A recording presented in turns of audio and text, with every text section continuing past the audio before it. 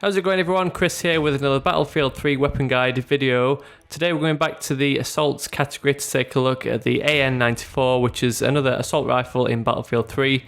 It's unlocked after racking up an assault score of 166,000, and this weapon is pretty unique. It's the only weapon in the assault rifle category that's set to burst fire as default. A lot of the other weapons do have burst fire mode and semi-automatic modes, but they're all set to fully automatic by default, whereas the AN-94 has a 2-round burst fire mode as its default setting, but it also has a backup fire mode of fully automatic. So let's jump into some general stats of the AN-94 in Battlefield 3. The power figures are the same as all the other assault rifles in its category at 25 to 17 damage, which makes the power pretty high, allowing you to get kills in 4 to 6 shots. The recoil of the weapon is pretty moderate. It doesn't have the lower 0.2 recoil figure like most of the weapons in the assault kit. The AN-94 comes in at 0.45. This isn't the highest recoiling weapon in the game. The G3A3 from the assault rifle category takes that slot, at least from the assault kit, at 0.55. But this recoil pattern doesn't tend to affect the weapon too much, in that the weapon is burst fire by default. When you switch over to that fully automatic mode, the recoil really does come into effect, and it kind of makes that mode obsolete. So it's definitely worthwhile keeping it in that 2-round burst mode. Capacity wise, it comes in at 31 rounds, that's 30 in the magazine, leaving 1 in the chamber. And the rate of fire is a mix of 2 figures. We've either got 600 rounds per minute for the fully automatic fire mode, or up to 1200 rounds per minute in that 2-round burst mode. 1200 rounds per minute is the fastest out of all the assault rifles, but it really does depend if you've got a trigger finger fast enough. Plus that recoil does tend to come into effect if you burst fire this weapon too quickly. So the AN-94 in Battlefield 3 is definitely one of those love-hate weapons. You either love it or you hate it, and I'm definitely on the hate side of things. I probably had the worst time I've ever had in Battlefield 3 trying to collect clips for this weapon. I just couldn't seem to get any kills with it. As you can see by most of these clips, I'm sure I was on target for most of the shots, but oftentimes I'd either get hit markers or no hits at all, or I'd start shooting someone, they'd then turn around and gun me down in return. So I never really found a good use for this weapon. As you'd expect, a burst round weapon going head to head with someone with a fully automatic weapon is going to be a bit of a disadvantage in that you're not going to be able to fire your shots off quick enough to take them out, even though it does have that 1200 rounds per minute fire rate. So on the other hand, you'd think that the weapon would be quite a good fit for those marksmen who like to sit back and pick people off from long range, but I actually found it worse in that kind of playstyle. Only firing out 2 shots at a time meant that it really took quite a few bursts to be able to actually kill someone.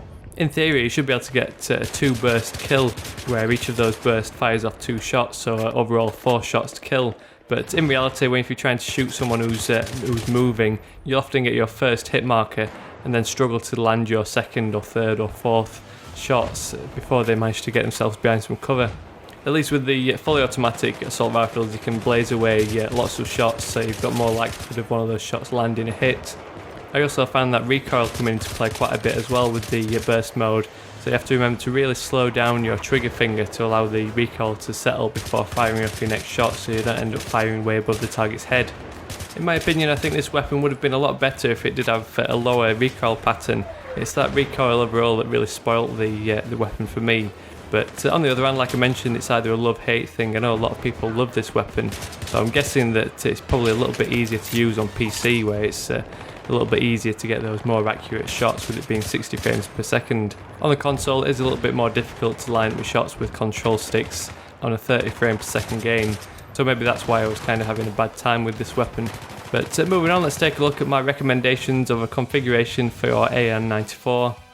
Being more of a marksman's weapon, you might find that the AN-94 is more suited to the long-range optics like the ACOG or the PSO-1. But I found that recoil was too much for this weapon with the long-range optics, and anyone who's watched my videos before knows I'm not really a fan of the long-range optics to begin with.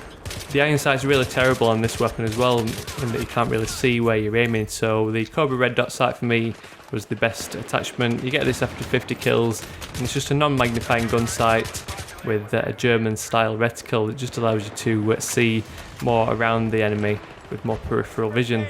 For the primary slot, the foregrip is probably the best choice for more mobile players.